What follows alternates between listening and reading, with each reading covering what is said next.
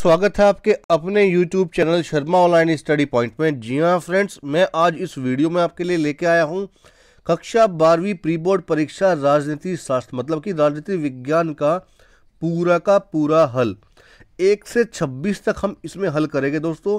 तो video last तक देखना। वीडियो अच्छी लगे तो लाइक शेयर कमेंट जरूर करना और चैनल को सब्सक्राइब करना ना भूले। सो दोस्तों स्टार्ट करते हैं वीडियो। यहाँ पे देख सकते हैं आपके पास में कुल। जी हाँ बच्चों, पढ़ाई में डाउट है तो टेंशन नहीं लीजिएगा, क्योंकि डाउटनट है ना। तो दोस्तों आपको किसी भी क्वेश्चन में अगर डाउट आता है तो जस्ट आपको क्वेश्चन की फोटो खींचना है, उसको क्रॉप करना है। क्रॉप करने के बाद तुरंत आपको वीडियो सॉल्यूशन मिल जाएगा। यहाँ आप दोस्तों कोई भी होमवर्क कर सकते हैं, चाहे आप सीबीएसई बोर्ड है, UP, Bihar, Maharashtra, Rajasthan, MP board के हो। यहाँ पे आप छठी से लेकर 12 तक का आप IIT JEE नीट का भी सॉल्यूशन ले सकते हो दोस्तों। और फ्रेंड्स यहाँ पे आप फिजिक्स, केमिस्ट्री, मैथ्स, बायोलॉजी के NCERT बुक का सॉल्यूशन आपको मिल जाएगा। और दोस्तों अब यहाँ पे कोटा की जो टॉप फैकल्टी है वो डाउटनट एप्लीकेशन पे है, जैसे GB sir, NG sir, AMM, Prince sir. जो यहाँ पे कोटा की टॉप फैकल्टी है वो डाउटनट पे है। और दोस्तों यहाँ पे 3 करोड़ से ज़्यादा स्टूडेंट्स का ट्रस्टेड एप्लीकेशन है। फटाफट यहाँ पे डाउनलोड कीजिएगा और लाभ उठाइएगा। मिला के छोटे से बड़े 26% है राजनीति शास्त्र के पेपर में। पूरे YouTube पे आपको यहाँ पे ऑब्जेक्टिव का सॉल्यूशन तो मिल जाएगा, लेकिन सब्जेक्टिव का नहीं मिलेगा। तो हम इसमें एक एक करके सभी क्वेश्चंस का हल आपको कराने वाले हैं। तो पहला क्वेश्चन है, शीत युद्ध का चरम बिंदु था। तो दोस्तों इसका हो जाएगा option number C, Cuba missile संकट। निम्नलिखित में कौन सा सोवियत संघ के विघटन का परिणाम नहीं है? तो इसका हो जाएगा ऑप्शन नंबर D, मध्य पूर्ण में संकट। आगे बढ़ते हैं दोस्तों। थर्ड ऑप्शन है, इनमें से किसने खुले द्वार की नीति अपनाई? तो दोस्तों इसमें था चीन। दक्षिण एशिया के बारे में निम्न में से कौन सा कथन गलत है? तो इसमें हो जाएगा दोस्तों, दक्षिण एशिया में सिर्फ एक तरह की राजनीतिक प्रणाली चलती है। तो ये कथन बिल्कुल गलत है। विश्व व्यापार संगठन निम्नलिखित में से किस संगठन का उत्तराधिकारी है?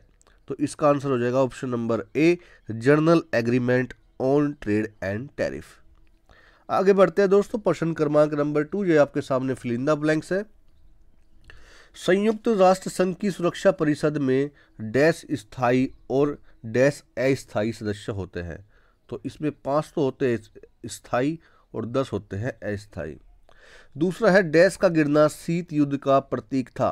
बर्लिन की दीवार। बर्लिन की दीवार मतलब कि इसमें आपको लिखना है दोस्तों इस प्रकार, बर्लिन की दीवार। ठीक है, दीवार नहीं होगा, दीवार होगा दोस्तों। ये हो गया दीवार। ठीक है, आगे बढ़ते हैं दोस्तों। सोवियत संघ द्वारा बनाया गया सैन्य संगठन डैश था। तो इसको हम बोलते हैं दोस्तों वार्सा पैक्ट। क्या बोलते हैं? Warsaw pact. अब जब आप राजनीतिक शास्त्र पढ़ रहे हैं तो इससे भली बात आप परिचित हो गए। वैश्वीकरण एक परिघटना है। तो इसका आंसर हो जाएगा दोस्तों बहुआयामी।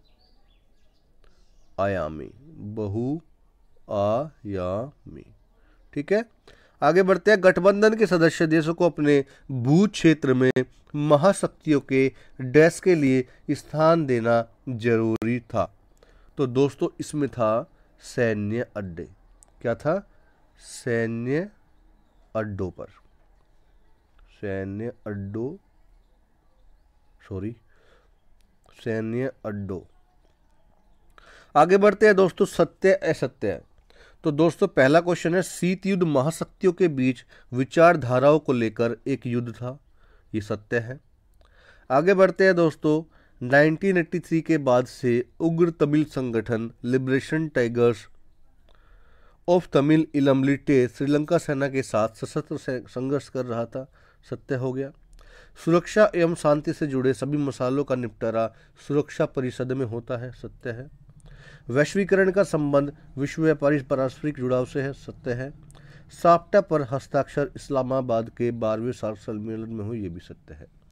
आगे बढ़ते हैं दोस्तों, सही जोड़ी बनाइए। तो सही जोड़ी बनाने के लिए दोस्तों भारत विभाजन, तो इसका ऑप्शन नंबर बी सही हो जाएगा दोस्तों।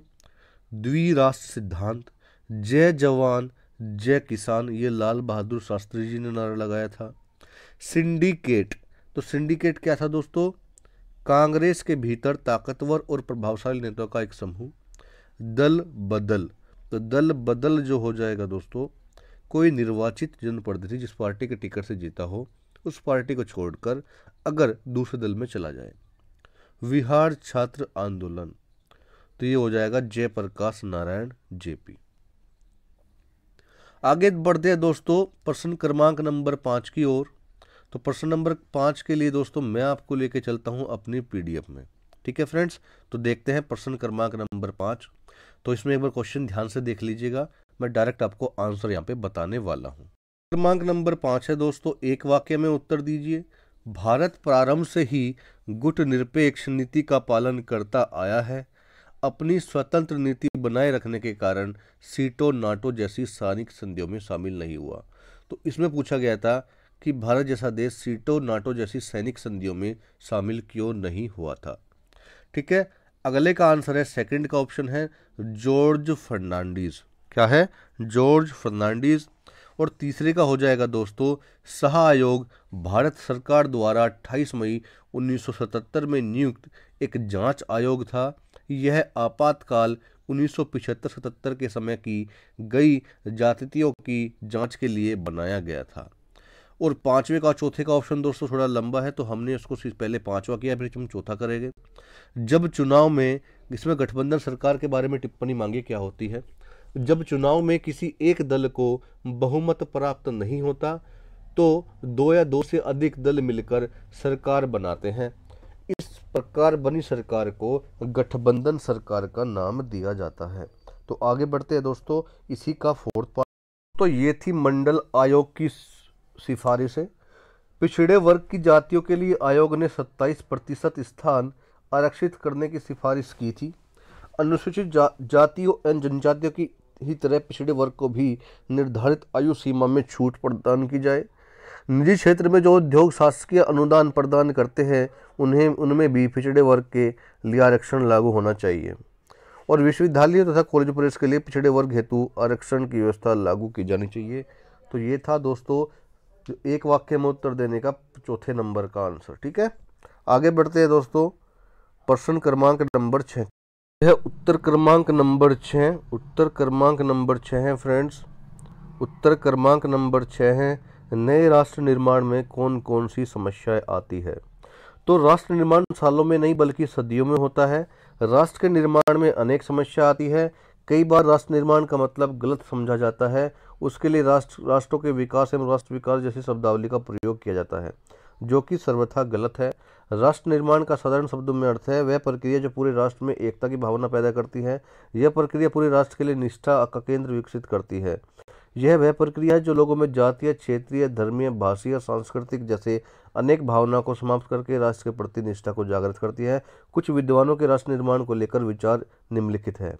तो डॉक्टर जे.आर. सुभाष के अनुसार राष्ट्र निर्माण का अर्थ है एक और कबीला, संप्रदाय, जातीय, भाषीय अथवा क्षेत्रीय आधार पर समाज को विभाजित करने वाली समस्या को नष्ट करना, और दूसरी ओर मनोवैज्ञानिक भावनाओं की एकता और भाईचारा है। तो इसमें आप इनके भी लिख सकते हैं, स्क्रीनशॉट ले सकते हैं। और लुसियन पाई के अनुसार भी राष्ट्र निर्माण की अलग परिभाषा है। तो दोस्तों ये था प्रश्न क्रमांक नंबर 6 का उत्तर। अगला क्वेश्चन था प्रश्न क्रमांक नंबर 7। तो इसमें पूछा गया था शीत युद्ध से आपका क्या तात्पर्य है? तो शीत युद्ध का अभिप्राय शब्दों के बीच पैदा होने वाले तनाव से है। इसमें प्रत्येक पक्ष ऐसी नीतियों का अनुसरण करता है जिनका लक्ष्य स्वयं को मजबूत करके दूसरे पक्ष को कमजोर करना होता है। शीत युद्ध हथियारों के स्थान पर प्रतियोगिता, घृणा, दूसरों को नीचे दिखाकर लड़ा जाता है। शीत युद्ध का अर्थ स्पष्ट करते हुए डी.एफ. फ्लेमिंग ने कहा कि यह एक ऐसा युद्ध है जो युद्ध क्षेत्र में नहीं अपितु मनुष्य के मस्तिष्क एवं बुद्धिमानी से लड़ा जाता है, तो इसके द्वारा उसके विचारों पर नियंत्रण स्थापित किया जाता है। शीत युद्ध दूसरे महायुद्ध के दौरान अपनी प्रकृति को विकसित कर पाया। शीत युद्ध के दौरान महाशक्ति अमेरिका एवं सोवियत संघ ने आज़ाद हुए राष्ट्रों को अपनी ओर आकर्षित करते हुए प्रत्यक्ष रूप से हथियार एवं आर्थिक मदद दी थी। इस दौरान अप्रत्यक्ष रूप से शस्त्रीकरण, हस्तक्षेप, जासूसी तथा तकनीकी क्षेत्र में बराबरी का लगातार प्रयोग किया जाता रहा है। तो दोस्तों ये था उत्तर क्रमांक नंबर 7, जिसमें बताया गया था शीत युद्ध से आपका क्या अभिप्राय है। ठीक है, अब करते हैं दोस्तों प्रश्न क्रमांक नंबर 8 की। प्रश्न क्रमांक नंबर 8 है, शॉक थेरेपी से आपका क्या तात्पर्य है। तो शॉक थेरेपी का शाब्दिक अर्थ है आघात पहुंचकर उपचार करना। सोवियत संघ के विघटन के बाद जब रूस, मध्य एशिया के गणराज्य और पूर्वी यूरोप के देशों में साम्यवाद से पूंजीवाद की ओर परिवर्तन के मॉडल को शॉक थेरेपी कहा गया है। यह थेरेपी विश्व बैंक और अंतर्राष्ट्रीय मुद्रा कोष द्वारा निर्देशित थी। विशेषताएं क्या थी? देश में पूंजीवादी अर्थव्यवस्था का होना, देश में निजी स्वामित्व का होना, राज्य की संपदा का निजीकरण होना, सामूहिक फार्म को निजी फार्म में बदलना और पूंजीवादी पद्धति से खेती करना। तो दोस्तों ये थे आपके सभी के सभी शॉक थेरेपी से रिलेटेड आंसर। तो आपको क्या करना है, पूरा का पूरा जैसे हमने कराया है इसी प्रकार से आपको लिख देना है। अब बढ़ते हैं दोस्तों प्रश्न क्रमांक नंबर 9। तो दोस्तों प्रश्न क्रमांक 9 में आपको बिल्कुल ऐसा का ऐसा ही लिखना है। इसमें लिखना है किन बातों के कारण इसमें ये जो उसमें पूछा है कौन था, तो गोबराचेव सोवियत संघ में सुधार के लिए बाध्य हुए। तो ये हुए और इसके कारण कौन कौन से थे, ये इसलिए हुए थे दोस्तों। तो पाश्चात्य देशों में सूचना एवं प्रौद्योगिकी क्षेत्र में क्रांतिकारी बदलाव हो रहे थे, जिसकी वजह से गोरबाचेव के लिए सोवियत संघ में आर्थिक सुधार करने परामर्शक हो गए थे। गोबराचेव पाश्चात्य देशों के साथ संबंधों को सामान्य बनाने हेतु सोवियत संघ के लोकतांत्रिक रूप देने की दृष्टि से सुधार हेतु बाध्य हुए। सोवियत संघ नागरिकों की प्रति व्यक्ति आय में बढ़ोतरी करने के लिए गोरबाचेव सुधार हेतु बाध्य हुए। सोवियत संघ अपने निवासियों की राजनीति तथा आर्थिक आकांक्षाओं को पूरा नहीं कर पा रहा था, अतः गोरबाचेव सुधार के लिए बाध्य हुए। सोवियत संघ में उपभोक्ता वस्तुओं की कमी तथा खाद्यान्नों का आयात लगातार बढ़ता जा रहा था, अतः गोरबाचेव सुधार के लिए बाध्य हुए। तो ये दोस्तों था प्रश्न क्रमांक 9 का उत्तर। अब मैं लेके चलता हूँ आपको प्रश्न क्रमांक 10 की ओर। तो वैश्वीकरण में किसका मुक्त प्रवाह होता है, तो इसका आंसर हो जाएगा वैश्वीकरण प्रक्रिया के माध्यम से विश्व की विभिन्न अर्थव्यवस्थाओं का समन्वय या एकीकरण किया जाता है, जिससे वस्तुएं एवं सेवाएं, प्रौद्योगिकी, पूंजी और श्रम या मानव पूंजी का प्रवाह हो सके। वैश्वीकरण के कारण ही विभिन्न देशों के बीच वस्तुओं और सेवाएं, पूंजी और प्रौद्योगिकी का आदान प्रदान हो रहा है। तो दोस्तों ये थे प्रश्न क्रमांक नंबर 10 तक का उत्तर। कमेंट बॉक्स में जरूर लिखिएगा, मैं आपके लिए रेडी कर दूंगा पूरे 26 के 26 आंसर। अगर आपका रेस्पॉन्स इस वीडियो पे अच्छा आता है तो मैं अगले आंसर भी आपको विदिन 1.5 आवर मैं आपको प्रोवाइड कर दूंगा। तो वीडियो को मैक्सिमम लोगों तक शेयर करें ताकि हमारा मोटिवेशन थोड़ा अप हो, और इस वीडियो को एक लाइक करें और सब चैनल को सब्सक्राइब करें। उस सब्सक्राइब से हमें कुछ नहीं होता दोस्तों, हमारा मोटिवेशन लेवल अप होता है। तो दोस्तों वीडियो को मैक्सिमम लोगों तक शेयर करें। Thank you very much friends, मिलते हैं नेक्स्ट वीडियो में।